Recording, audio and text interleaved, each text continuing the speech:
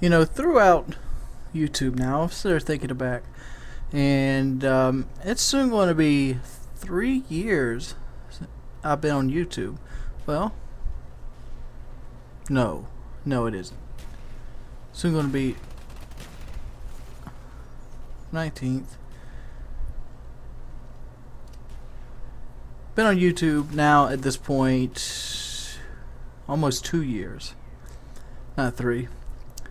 Um, and I have changed a great deal as a player. My player basis was the same throughout most of my YouTube career, and it changed little bits at a time as you grow and had to adapt game to game.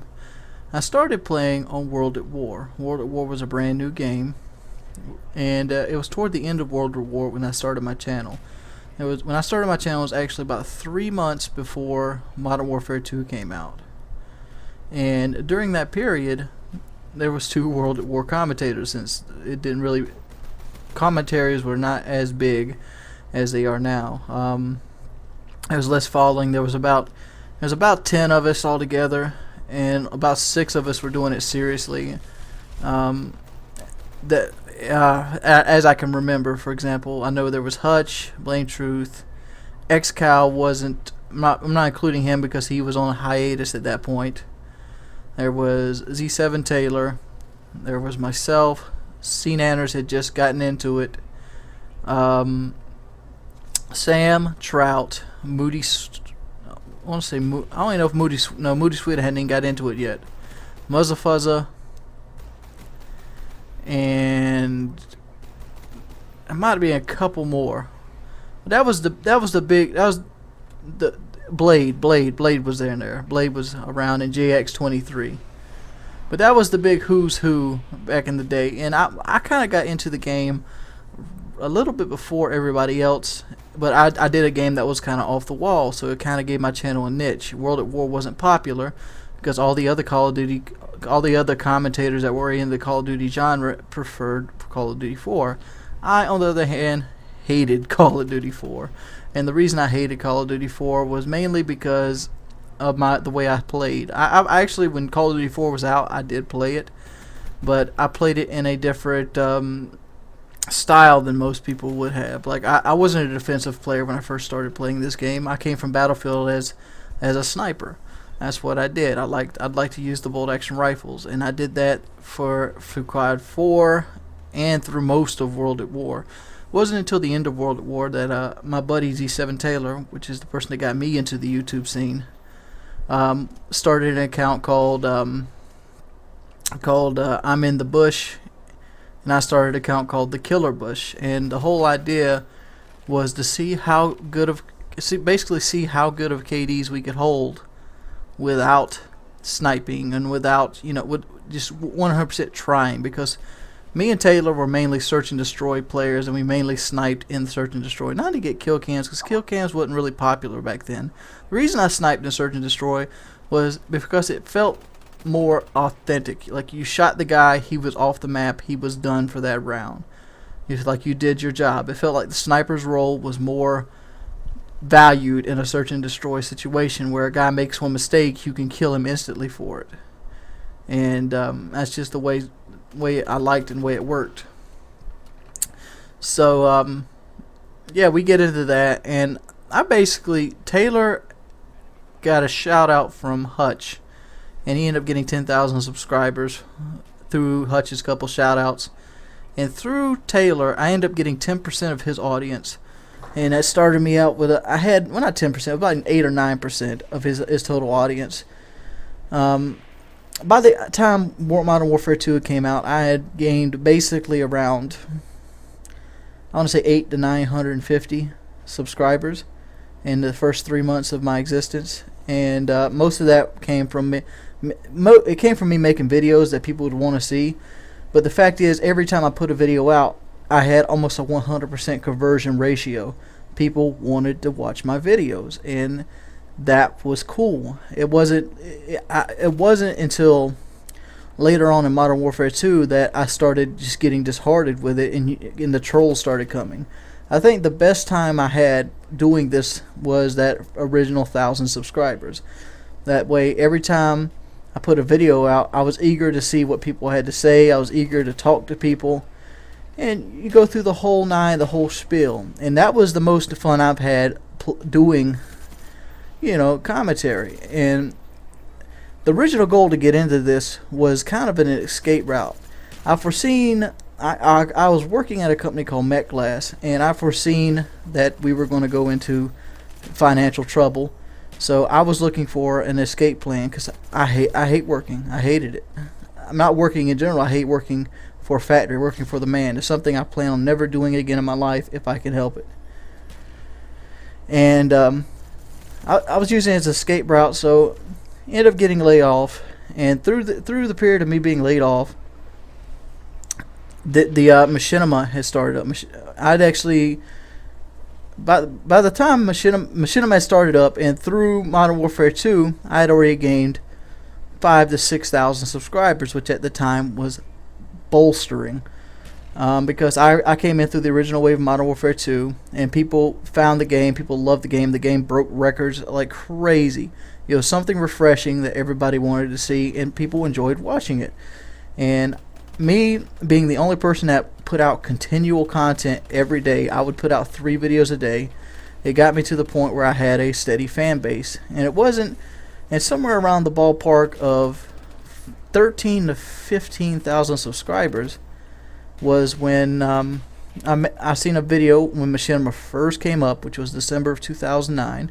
This was when Respawn first came up, of Hutch is your daddy doing sniper gameplay, because Hutch, I didn't really know anything about him as a person because I didn't really watch other commentators. The only commentator I mainly watched was E7 Taylor and C Nanners, but that was back when me, C Nanners, E7 Taylor were pretty much all small. I mean, for the World at War genre, up until Blame Truth and Hutch shouted out C Nanners, I was bigger than him, and it kind of kept on bases. We were all 3 part of Persona Gaming, which if you ever looked at my old videos, that was a side project that we were brung into. And the original thing with Persona Gaming was kind of like Team Noble. We were supposed to make money, we were supposed to do this and that, and none of it ever came to fathom. But I ended up using it as like a marketing-driven system. And Persona Gaming died shortly after I left, because C-Nan was the first to leave it as soon as he got popular. And I remember as soon as C-Nans got popular, I was like, "What's up, dude? You should give me a chance." And the other guy was Pyro Puncher. That's the other guy. Can't forget him. Like, C-Nans, you should give me a shout, because I was kind of hoping that C-Nans would help a boy out. And I still remember the message he sent to me. He's like, "I know you're eager to grow your channel, but I'm sorry at this time I cannot put you on my channel." And it was like, seriously? It's like, okay. But that was that, and eventually, back to the Hutch thing. I'm kind of like missing so many bases here. I watched his video, and he was giving sniping tips out, and I sniped a completely different way because I was still a sniper at this point, for the most part. Like, I still constantly pulled out the bolt action rifle, and I intervention throughout the early parts of Modern Warfare 2, and I enjoyed playing with him. And I see a guy. It was a video on Terminal. He ended up going 25 and like 10 or something like that. Didn't even get to the time limit, and he posted it on Machinima. And actually, no, that was wrong. That was incorrect. It was 30 and 17. That's what it was. And he was giving sniping tips out, and he's like, why would you tell people to do this? Because I didn't understand the concept of rushing and camping at that point. Because I played the way I played, and I played because when I came up through World of War, we played for one thing: we played to win the game. And if you won the game, you could talk shit. And that's, if your playing style dictated that, that's the way you played. That's what brought you success. And I didn't. This whole concept of you had to rush with a sniper was foreign to me, because I didn't even know Optic Nation existed at that point. But they were another commentator. I mean, I'm coming up through them as this, but. And through Hutch, I found these Optic Nation, and that's kind of when it kind of started going sour for me, like on the fan base wise. I stopped caring about what a lot of people had to say or opinions, because I had gotten so much hate from the Hutch fan base and the Optic fan base that it just made my skin really, really thick. And at that point, there was a couple of times there I was about to shut my channel down. It's like, fuck it, I'm tired of this shit. But see me, I'm hard-headed like a brick wall. If I don't like what you're doing, I will fight you for it. And I knew I could basically play better than most of these guys I was watching. This is going to be continued. I figured I could play a little bit better than most of the people there. And what happened was we started doing challenges for each other instead of having a pissing contest. But look here, do something and I'll prove it. And what ended up happening was Optic challenged me to get a nuke running around quickscoping, which I ended up doing on Wasteland. And basically I was allowed to use the chopper gun and whatnot, just like they did. Because I remember Hex sent me a message. It was somebody on somebody on Scrapyard doing it. And this is at this point I had around 40,000 subscribers, because the way I worked the Hutch thing, even though Hutch had Hutch didn't really send people himself, but the fact is his subscriber base was so loyal, like a pack of dogs. They came over to attack me, and instead of just getting mad at them, what I did was I tried to put out the best content I possibly could put out, and put out as much as I possibly could put out. So when they came over to hate on my videos, maybe they would see the video and like, man, this is actually pretty good. And that's exactly what ended up happening. It did a conversion ratio, and no, Hutch didn't have 400,000 subscribers at this point. He was at, I think, maybe 30. Well, I was at like 13ish, but it ended up skyrocketing us both. Hutch at the end of like February had broke 100,000, which was unheard of at the time, and I was falling around the 30,000 ballpark. And this is the same time that I started getting a machinima contract shortly after Hutch and them, and a guy named GFX Lab soon pulled up onto the scene, and I started doing dual comms with a couple guys known as FPS Kyle and Woody, and that was the start of that triad. And we kind of built a network around that, because we all quickly became friends, and like we seriously had to build a network in. And the network's basically like a series of things that you can fall back on and rely on, because it just makes more sense to run a network, and that's the way Optic Nations run, that's the way most things are run. And I knew this to begin with. And at that time, host migration had fired up, and I really liked the idea of host migration. And I knew I had me, Kyle, and Woody, and the same thing here is I'm like, I can be more entertaining than these guys. And through that, we made an attempt, and it's not to make an attempt to knock my host migration off. It was an attempt to give somebody a medium. You ever heard the term, Coke and Pepsi, Ford and Chevy? I wanted to be the opposite of that.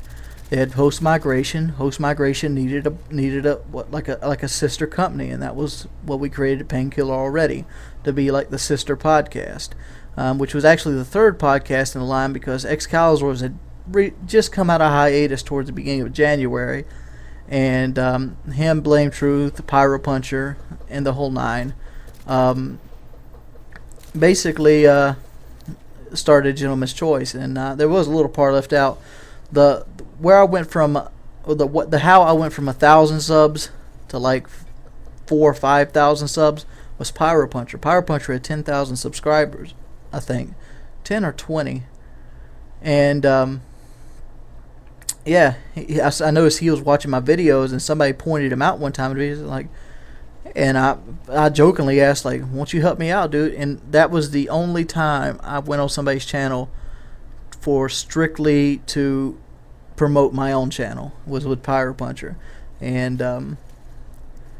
yeah, that's the only time it ever happened. Like, I fell right here, look at that.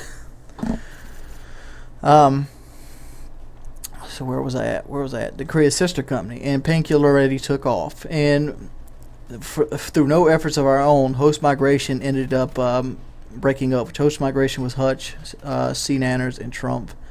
They didn't break up as like, we hate each other. They broke up because they just no longer wanted to do it. They got tired of it, which is understandable. I mean, even to this day, Painkiller Already is not a profitable venture, but we still enjoy doing it, and hopefully one day it'll become something greater, because now we're the #1 podcast on Podbean. I wish we had a bigger barometer to use, because I would like to see how good we actually are. But Painkiller Already has just grown the way it's grown. It kind of grew with our YouTube channels itself, and a lot of people like Painkiller Already more than our YouTube channels at this point. But through Modern Warfare 2, at the end of Modern Warfare 2, I had recently just passed.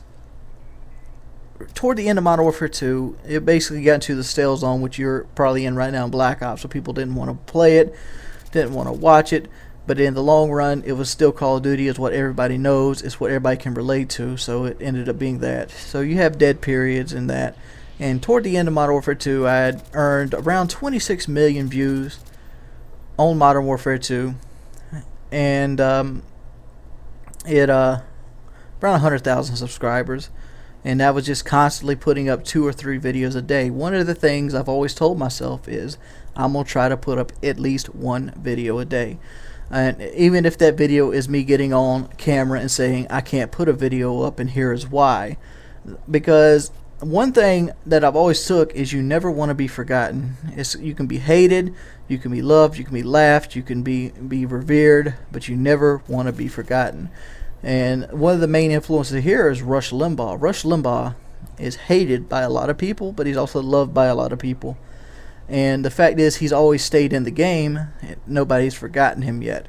Somebody that people loved and maybe forgotten, maybe like Eddie Murphy would probably fall into that in that category right now. Everybody knows who Eddie Murphy is, but they don't think about him anymore now. Like, when's the last time you thought about Eddie Murphy? Bet you haven't for a while. You know who he is, but it's like, oh, I mean, I didn't want to go into that category. Everybody knew who Wings of Redemption was, but nobody remembered that he existed. So I tried to stay in the limelight in that kind of situation or scenario, and make sure that my the way I played stayed prevalent. And believe it or not, I was actually the first guy to lay the patent down like this. Not really the first guy. Blame Truth did it as well. A couple other guys did it, but I was the first guy to make it popular, like just 100% defensive play, and even coined the term defensive play. And I based my defensive play around my sniping game, because I've always been, quote unquote, a hard scoper, and I always played around with the way people ran, the routes they used, and that's how I based around back in World at War when me and Taylor wanted to come from I think I was a 1.49 KD player with a sniper, and I turned into around a 4 KD player with a regular gun. And the whole reason behind that was, instead of running around with sniper rifles and getting upset, we just planned out routes and picked the people off, took the easy kills. You always just make sure you're always winning the gunfight. You always have first shot, and that's pretty much the basis of the way I play for first shot. And a large reason of this playing for first shot is my internet connection, and sometimes it suffers. Like you'll see a lot of people asking me, why is so and so, why aren't you a 5 KD player if all you do is camp? Well, I like to camp in basically large high traffic areas, and sometimes my internet connection fails me if I'm caught off guard. Like, I probably could have got away from that with a good internet connection, but I didn't. Or so and so I'll be shooting so and so and he'll knife through me. I've even posted videos of my internet connection crapping out on me. And the internet connection didn't become a big deal or factor until Black Ops, when they took out stopping power. Mainly because that extra bullet was what always caught me around the corner, would always stop me from killing said guy. And I mean, I do have better internet connection than some people. I'm not gonna lie. Like, colleges have it rough. But like I said, this is going to continue on to another video.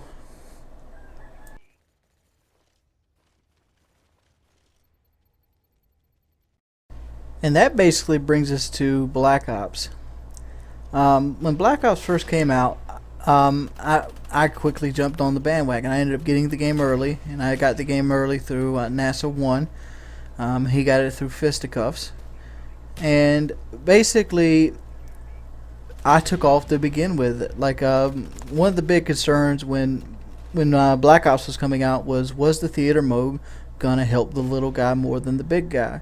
And it turns out that the big guy just got bigger, just like all other enterprises, because we're easier to spot and we were easier to basically find. Because one of the big problems on YouTube isn't that the content sucks, it's that people find your video. I'm sure that my videos would have 100,000 views apiece if they were on the front page every time they came up, but a lot of it's just like people can't find your videos. That's why you see really good videos with like 100 views, because YouTube is a big site. It's got a lot of servers. But all in all, I was jumping off to the great start. Woody pretty much won the Black Ops lottery. His channel did the best, and then it was mine, and then X-Jaws was right behind me. And what ended up happening is I got burned out on Black Ops quickly. Like, I played a lot of Black Ops because my whole goal was to be 10th prestige on both consoles, which I still haven't achieved that at this point, mainly because PSN being down and having multiple accounts on the PSN and not really caring about getting 10th anymore on the PSN. But I am maxed out on the Xbox for a while now. And I got burned out really quickly, and I kind of messed up and switched goals on my channel. Like, for example, I started playing, at that time it was probably right before Dragon Age 2 came out. I started playing Dragon Age 1 because I had started a Gamefly account. It was completely by accident. I was just looking for something else to do besides Black Ops. So when I uploaded a video, I would have something else to do, because this is the time before I actually had 2 internet connections, which was soon going to be coming up, and I started to take a more serious approach towards my gameplay in general. And I loved it. It brought me back to the days of my youth, playing Diablo 2 and playing StarCraft, campaign.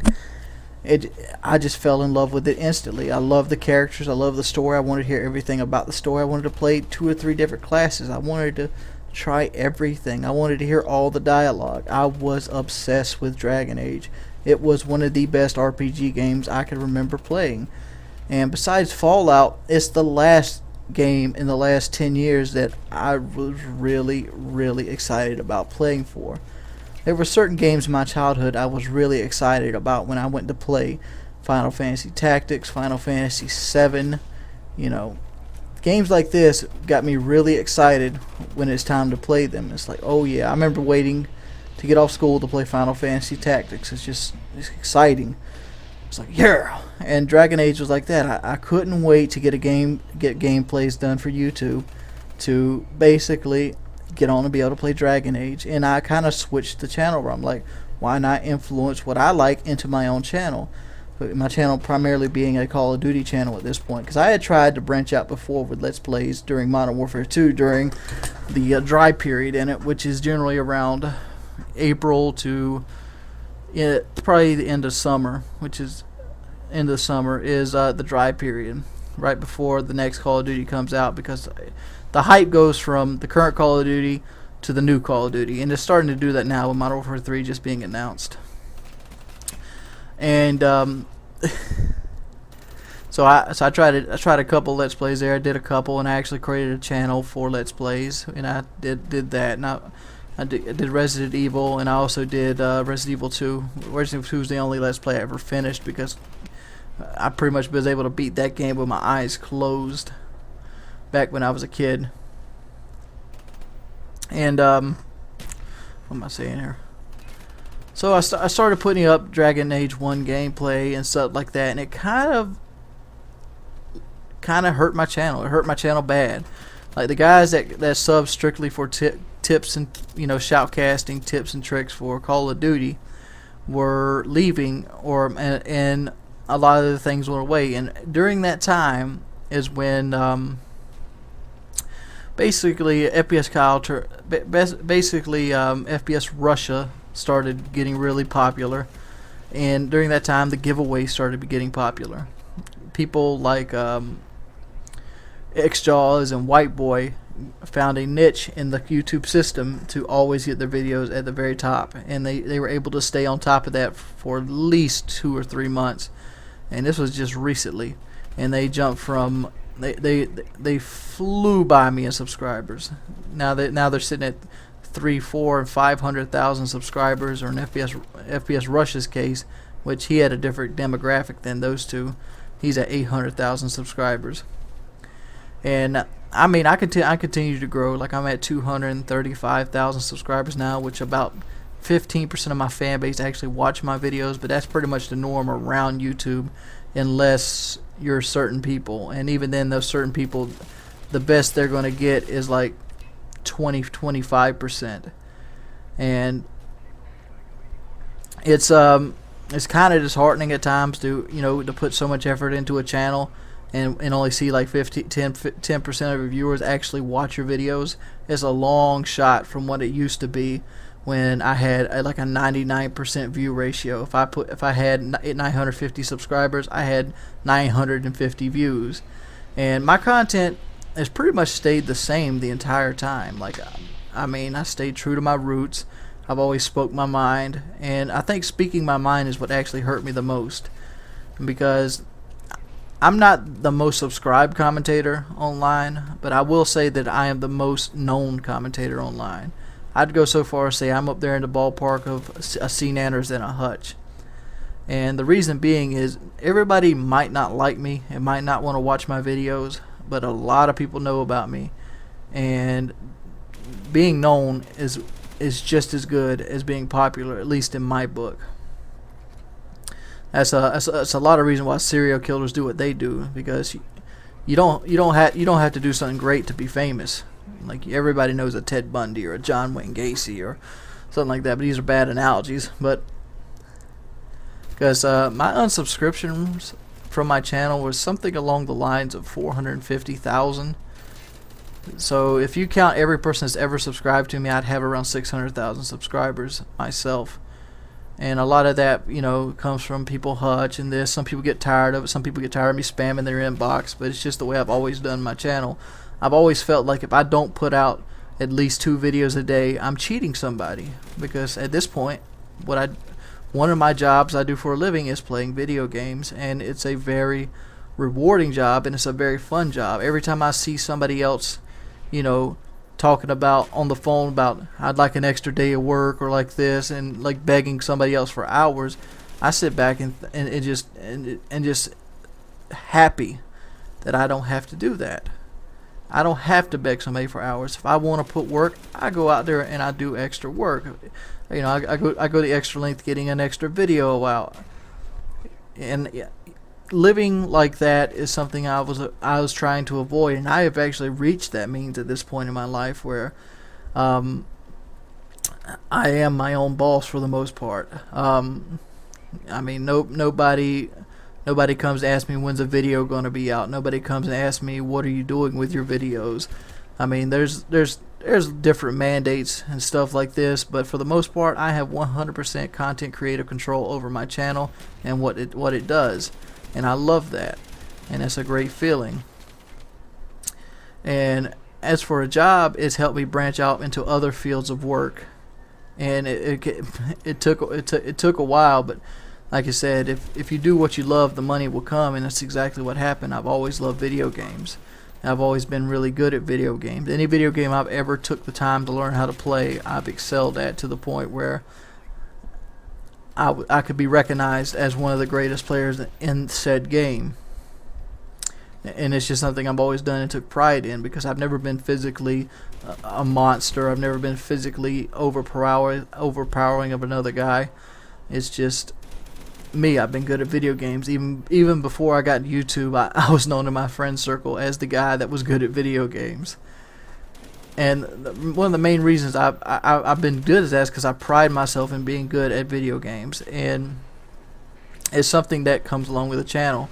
What a lot of people I see doing, they're creating these YouTube channels because they see the success that comes with it, and a lot of the people that actually got success through these YouTube channels did it because they enjoyed video games, and that's the core right there. Do it because you want to do it. And if you're any good at it, the money will be there. The notoriety will be there. And that's the fundamentals of the game. People want you to enjoy what you're doing. Even if you're unhappy with a certain game, even if you're playing a game you don't like, if at your core you detest doing what you're doing, or you're not giving it your all, it shows. Peace.